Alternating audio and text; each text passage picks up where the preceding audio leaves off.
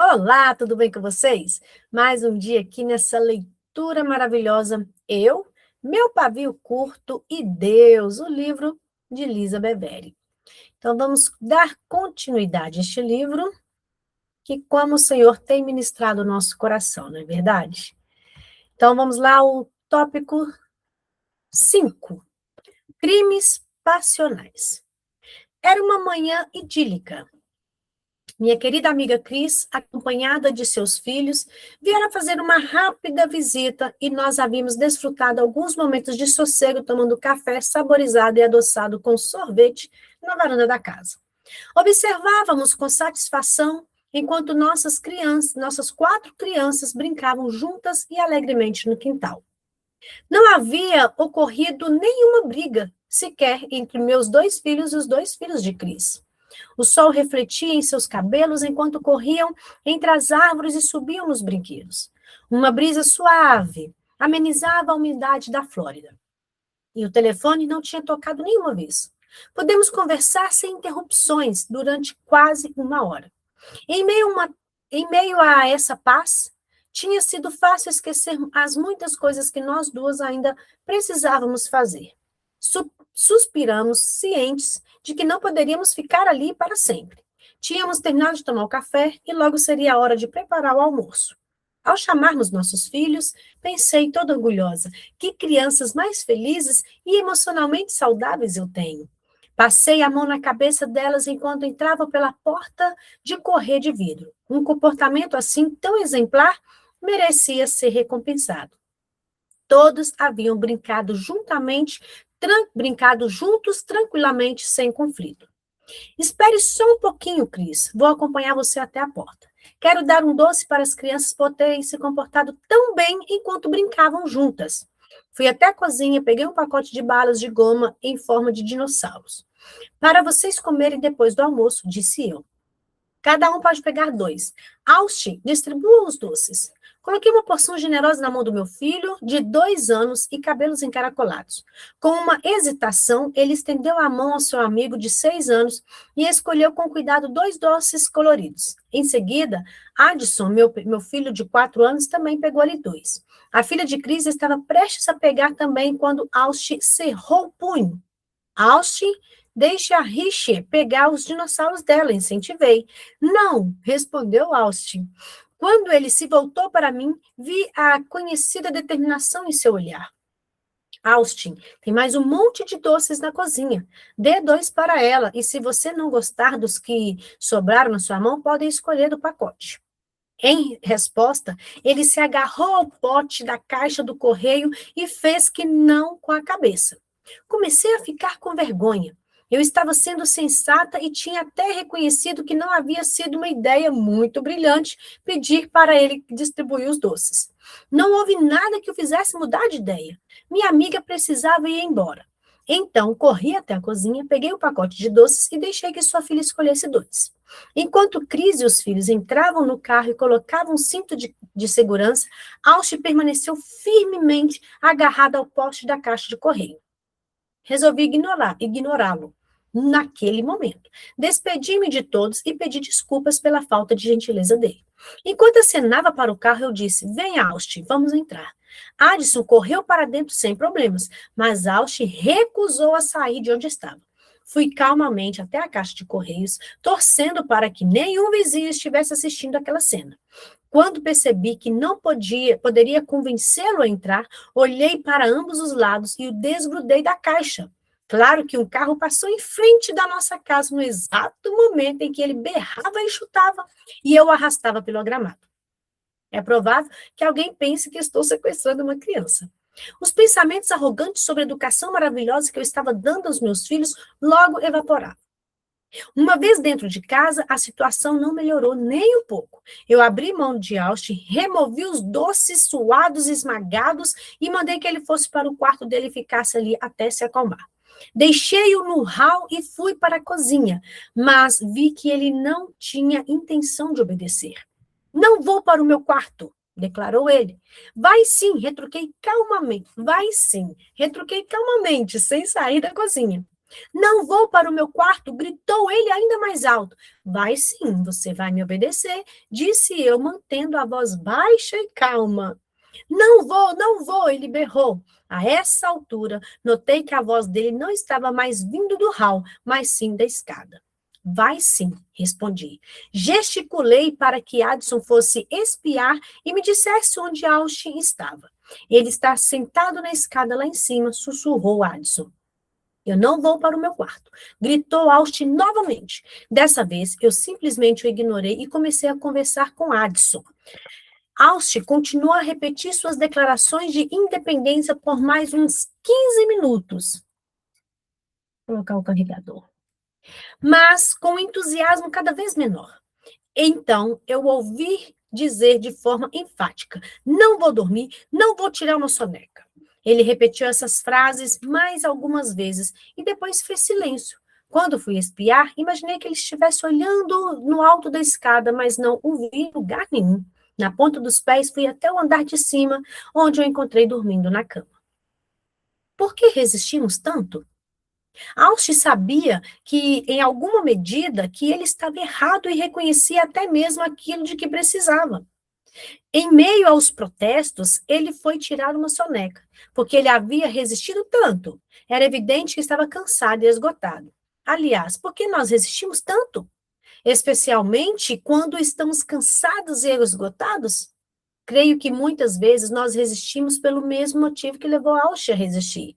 Na mente dele, havia uma boa razão para seus protestos. Certo ou errado, ele sentia que havia sofrido uma injustiça. Não queria dividir os dinossauros com outras pessoas. Ao ver a porção em sua mão diminuindo, algo aconteceu.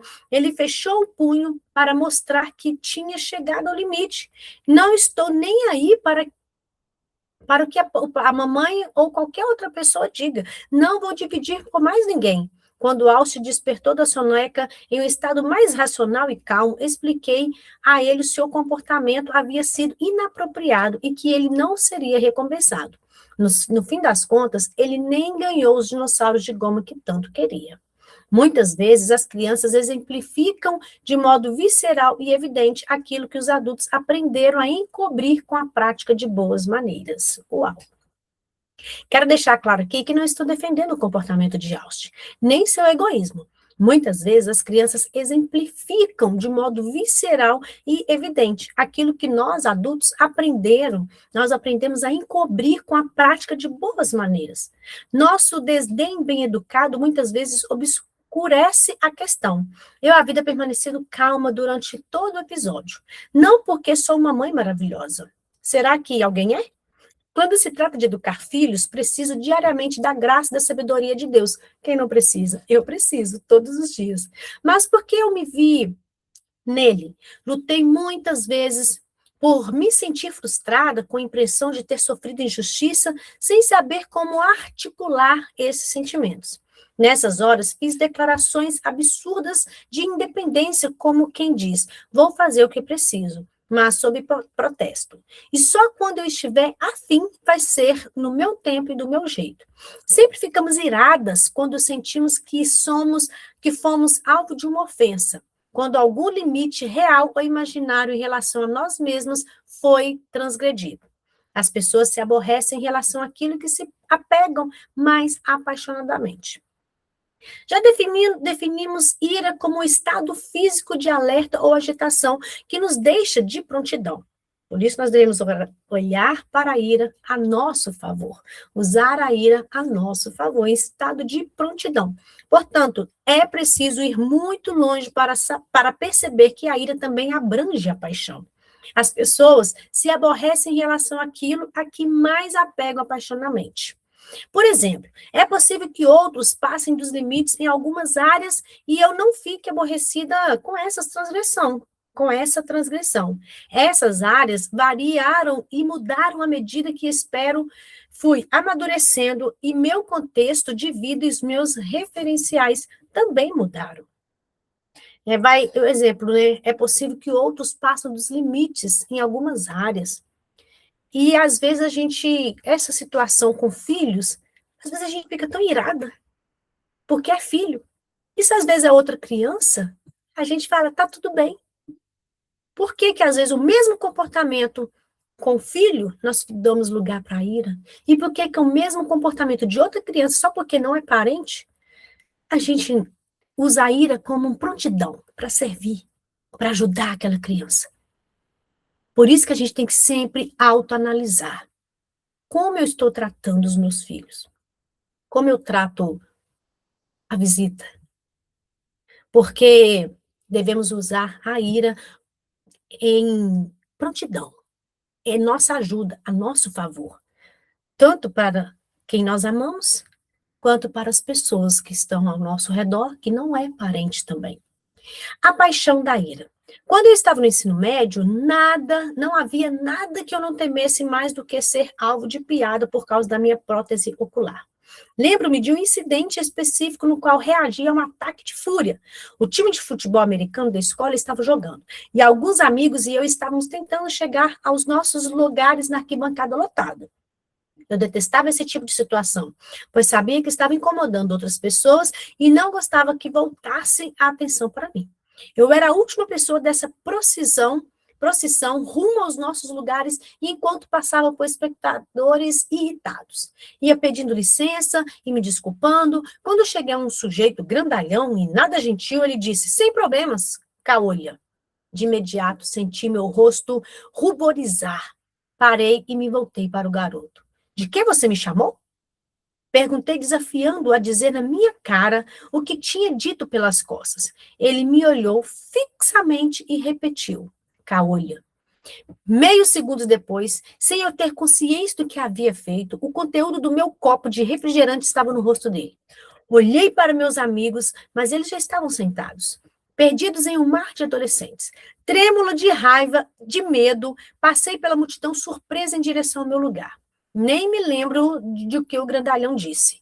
É claro que todos ali perto tinham visto o que eu havia feito, mas não tinham ouvido as palavras dele. Encontrei meus amigos e me sentei. Não demorou muito para alguém me avisar que o garoto pretendia me dar uma surra depois do jogo. Eu estava com raiva demais para me importar com isso. Respondi à ameaça dele e com um comentário ignorante, do tipo: não estou nem aí, não tenho medo dele. Mas era mentira. Eu estava em pânico. Só desgrudei de meus amigos quando me certifiquei de que me encontrava em segurança perto do carro dos meus pais. Na semana seguinte, eu não queria nem pensar em voltar para aquela escola. Estava certa de que, de um jeito ou de outro, o garoto iria me encontrar e me matar. Para minha surpresa, ele nunca mais me incomodou. Mas eu vivia com medo de que alguma outra pessoa usasse um dos vários apelidos que eu tinha recebido. E meu medo era infundado. Meus sentimentos em relação ao meu olho eram intensos. Quando alguém me chamava de ciclope, meu mundo virava de cabeça para baixo. Eu queria sair da escola e me esconder em meu quarto. Mas isso foi mais de 20 anos atrás. Hoje sou casada e me sinto segura e amada em meus relacionamentos com meu marido e meus amigos. Aprendi que a aparência não é o referencial da minha identidade, graças a Deus.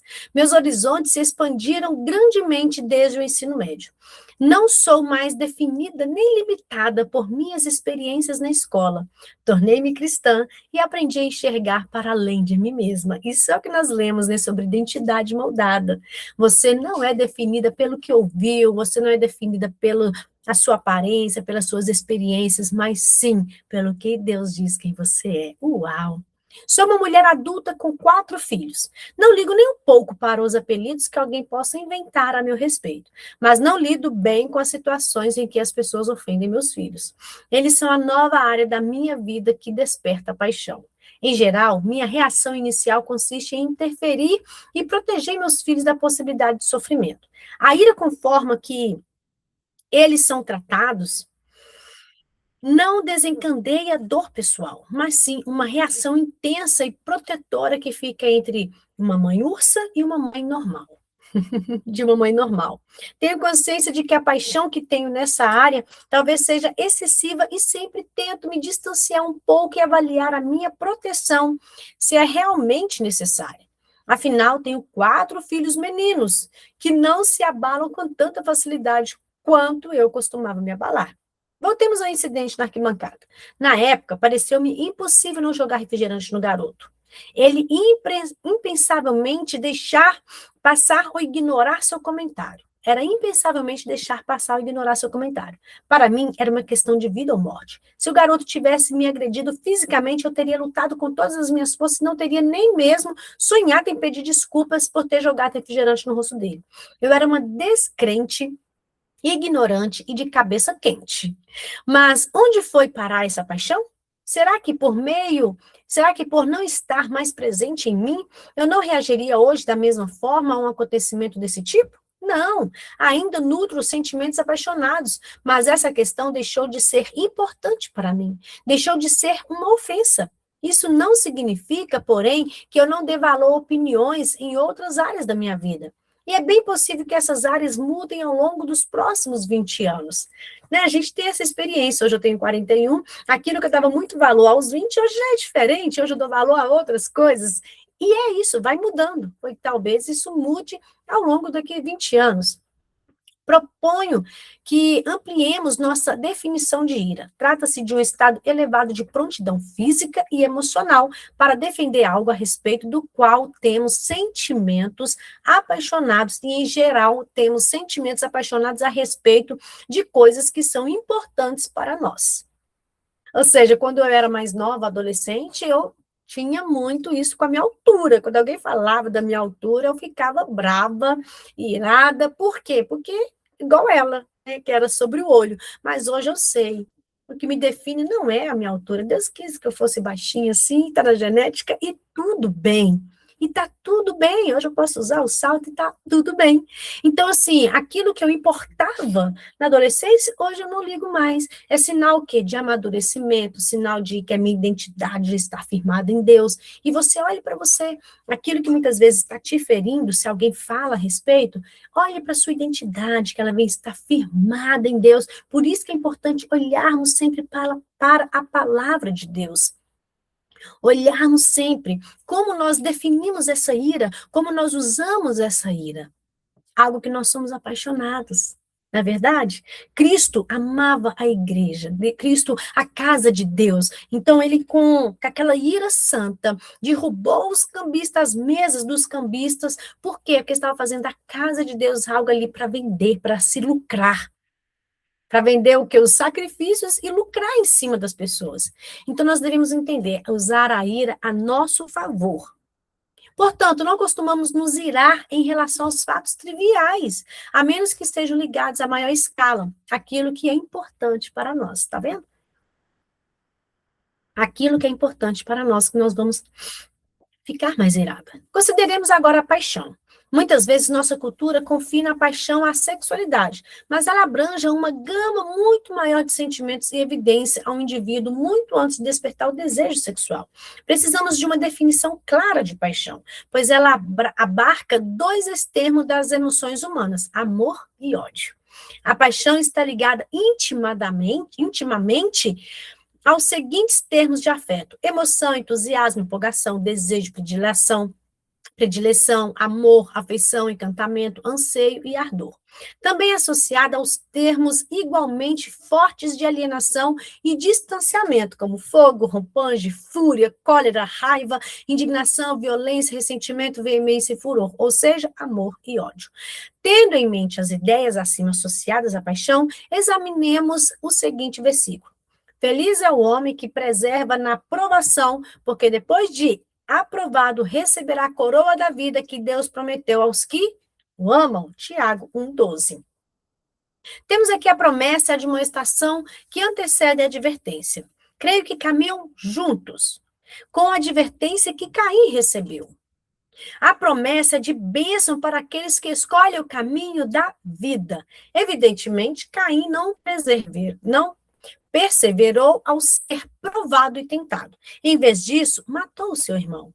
Na sequência, lemos: quando alguém for tentado, jamais deverá dizer estou sendo tentado por Deus, pois Deus não pode ser tentado pelo mal.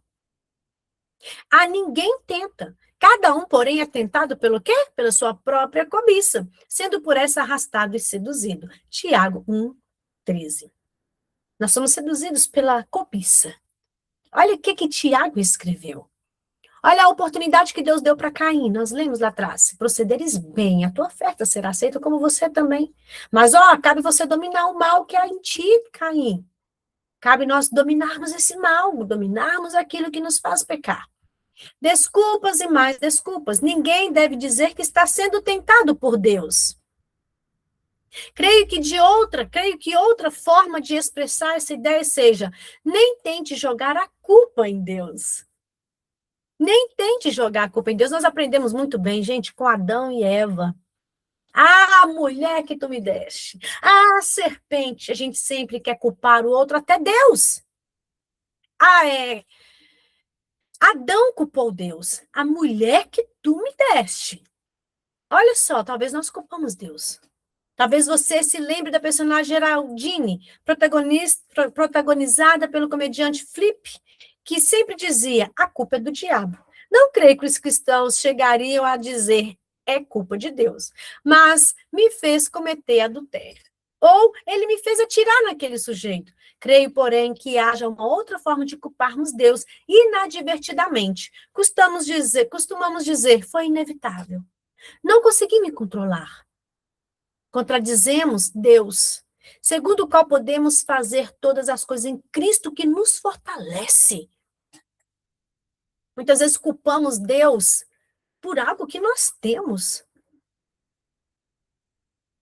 Olha como que é sério isso. Quando afirmamos que o pecado deseja nos conquistar e que não somos capazes de dominá-lo, gente, é Deus que nos fortalece.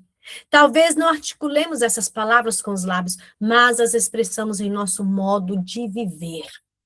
Meu Deus do céu.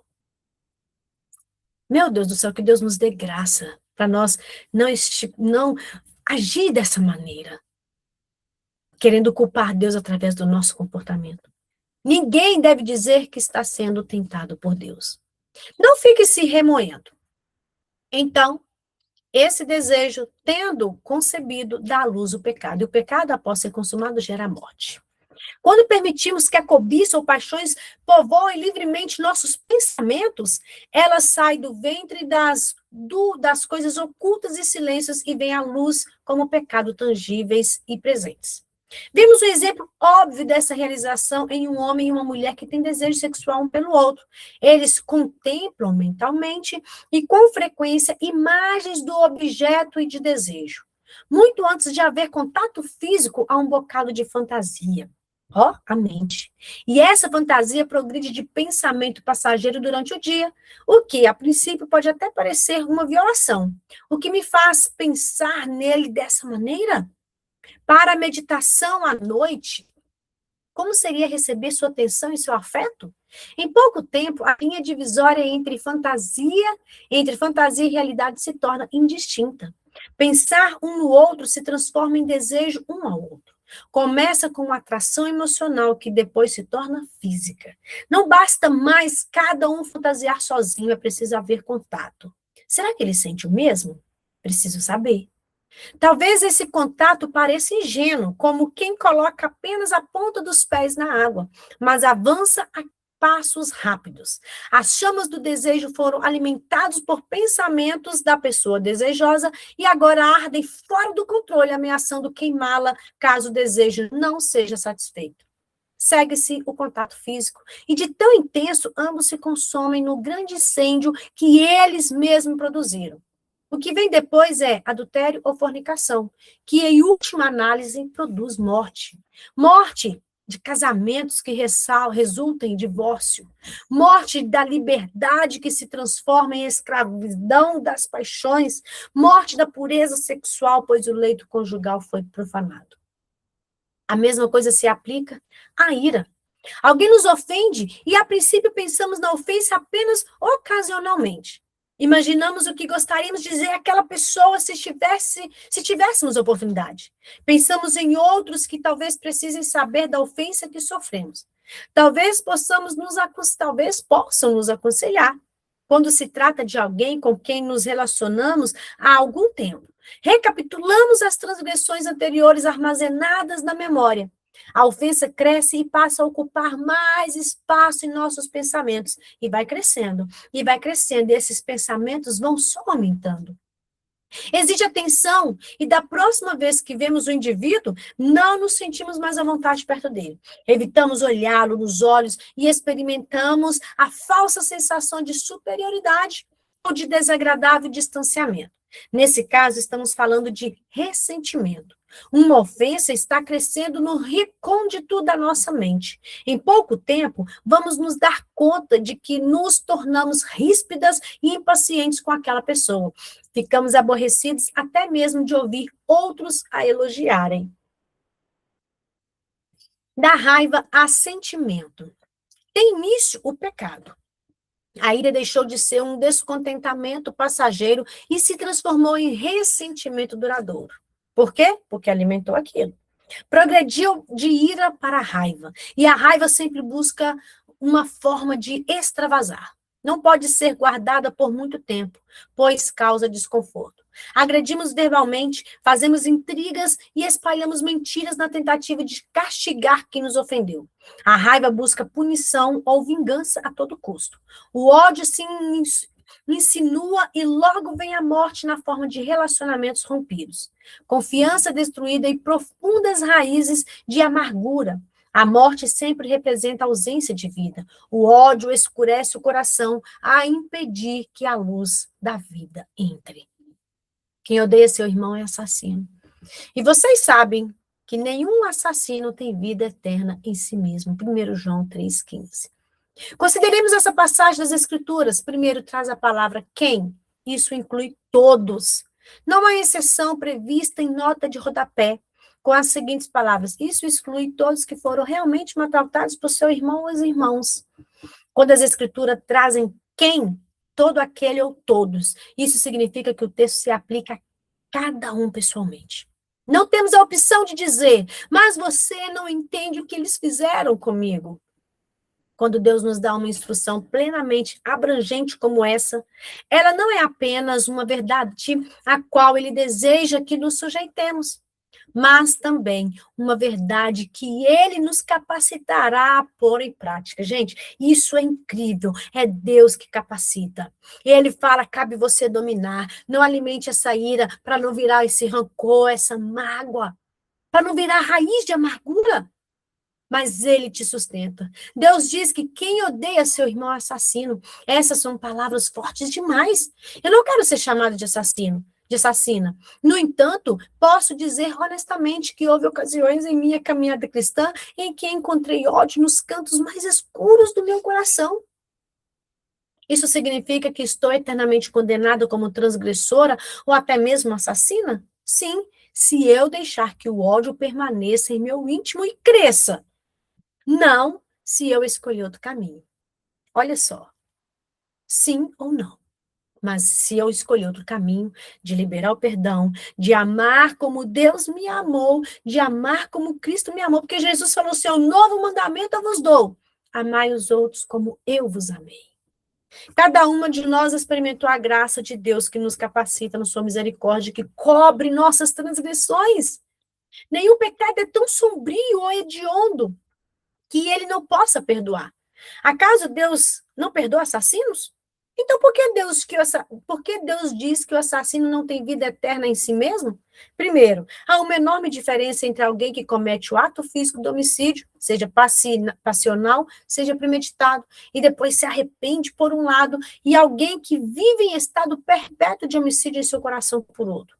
A raiva busca punição ou vingança a todo custo. Temos de enxergar a situação da perspectiva do reino e não da perspectiva do nosso sistema judiciário terreno. Quando o cidadão aqui da terra comete homicídio, é possível que seja condenado à prisão perpétua, como forma de pagar por seu crime. No entanto, não somos mais apenas cidadãos da terra, pois a Bíblia diz, portanto, vocês já não são estrangeiros nem forasteiros, mas concidadãos dos santos e membros da família de Deus. Não somos governados pelas leis aqui da terra, mas pelas prescrições do céu. O céu não exerce o governo segundo regras ou normas exteriores inscritas em pedra, mas sim por um código secreto inscrito em nosso coração. Regras mortais e inertes registradas em pedras são para corações duros e mortos. A lei da liberdade não é para o coração de pedra, mas sim para o coração de carne. As palavras de 1 João 3,15 foram escritas para os cristãos como advertência de que, quando odiamos nosso irmão, a vida eterna não resiste mais em nós, não reside mais em nós. No reino da terra é preciso matar alguém fisicamente para ser chamado de assassino, mas no reino da família de Deus basta tão somente odiar. Meu Deus do céu. Não somos governadas pelas leis aqui da terra, mas pelas prescrições do céu. É importante observar que o coração de carne tem maior capacidade para o amor e a dor do que o coração de pedra. Caso se permita que o ódio se torne tão intenso quanto a mágoa ou a dor, de modo lento, mas inexorável, ele tomará o lugar da vida eterna e do perdão de Deus em nossa vida. Ficaremos pesadas e nos sentiremos esgotadas. E teremos uma dificuldade cada vez maior de perdoar a outras pessoas, até mesmo aquelas que não nos ofenderam no passado. A ira deixou de ser passageira temporária, tornou-se algo que nos apeguemos apaixonadamente. É exaustivo viver continuamente no limiar da raiva. A princípio, nosso coração nos convence do pecado, procura lançar luz sobre nossa verdadeira condição. Depois ele começa a nos condenar quando essa luz é substituída por racionalização e fúria. No entanto, até mesmo o coração endurecido dos cristãos pode libertar-se da verdade da palavra de Deus, que trabalha como um martelo. Eu já confessei que encontrei ódio em meu coração depois de me tornar cristã. Acaso eu encontro-me condenada para sempre? Não, pois escolhi não deixar que o ódio permanecesse em meu íntimo. Nós podemos fazer essa escolha. Olhe seu coração se tem ódio, mas você pode fazer essa escolha. Temos de guardar nosso coração e nos certificar zelosamente de que ele permaneça livre das ofensas não resolvidas e estimuladas pela permissão de raiva progredir para o estágio de desvario, fúria ou cólera. Para algumas de vocês, a mensagem deste livro é justamente esse martelo. É possível que neste exato instante você esteja travando uma batalha argumentativa em sua mente. Uma voz traz à memória o rosto e o nome de cada pessoa que magoou você, suplicando para que você perdoe todas elas e siga em frente. Ao mesmo tempo, outra voz continua a justificar o ódio ou o ressentimento. Renda-se à primeira voz. Pare de justificar sua fúria e permita que o Espírito Santo caminhe mais perto de você no caminho da vida. Pai Celeste, dirija-me ao Senhor em nome de Jesus. Confesso que ainda há ódio oculto no meu coração. Senhor, não quero mais que ele permaneça ali. Escolho a vida e não a morte, a bênção e não a maldição. Renuncio ao ódio e me arrependo dele com a mesma intensidade que eu renunciaria ao homicídio. Agradeço ao Senhor por abrir os meus olhos, por abrir os olhos do meu coração e revelar essa verdade. Ensina-me, Senhor, a não pecar quando estiver irada. Me ajuda cada mulher aqui desse grupo a não pecar quando estiver irada. É com a tua graça, Senhor, em nome de Jesus. Que Deus abençoe vocês. Até amanhã, em nome de Jesus.